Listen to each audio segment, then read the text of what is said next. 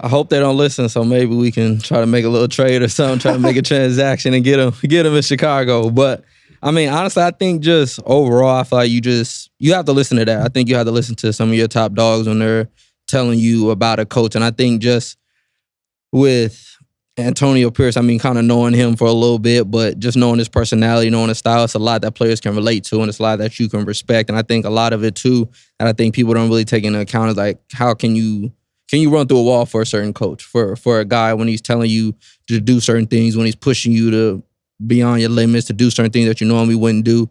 Are you going to listen? And I think he's somebody that people will listen to. And I think if you don't take that into account, especially when a guy like Maxx Crosby is saying that, then, I mean, even for him, I mean, it's not a situation that you might want to be in. So I know if you don't want to be there, I think we got a spot for him in Chicago.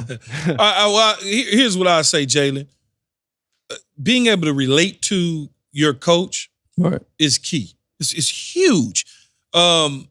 Many times my coaches have come to me to not only talk about players, but also people they want to add to the staff. Right. That's huge. And when you listen to Maxx Crosby or Devontae Adams talking about they want to play for Antonio Pierce, if you Mark Davis, you got to listen to that. No you doubt. cannot make the same mistake you made with Rich Bisaccia.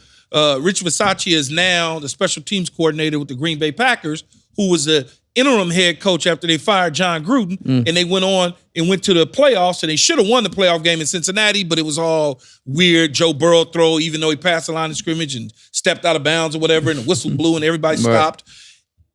They're saying the same things now. You made the mistake once. Don't make it again by listening to the outside media sources telling you to go get Jim Harbaugh. Go get Jim Harbaugh. Because the players don't want Jim Harbaugh. They want the coach and Antonio Pierce with the tattoo on the neck, because it looks like me with the big old 2-carat earring in the ear. That looks like me. Driving up to the stadium in the 62, I think. He came in a 62 Chevy with switches to the game. Yeah.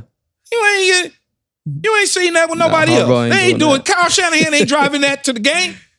But that's relatable. Right. They feel that, and he knows how to coach. And it's just not the black young head coaches. You look at a coach like Dan Campbell, who is a player, who played, who looks like he can still play. They still engage. They feel him, right? He got a former defensive player, Pro Bowler, calling the plays on the defensive side in Aaron Glenn. Those players feel those guys. And so the league is a copycat league. I see Antonio Pierce still being hired by the Raiders, and Jim Harbaugh either staying at Michigan or going to the Chargers or going somewhere else. But I see AP getting that head coaching job here in the next couple weeks.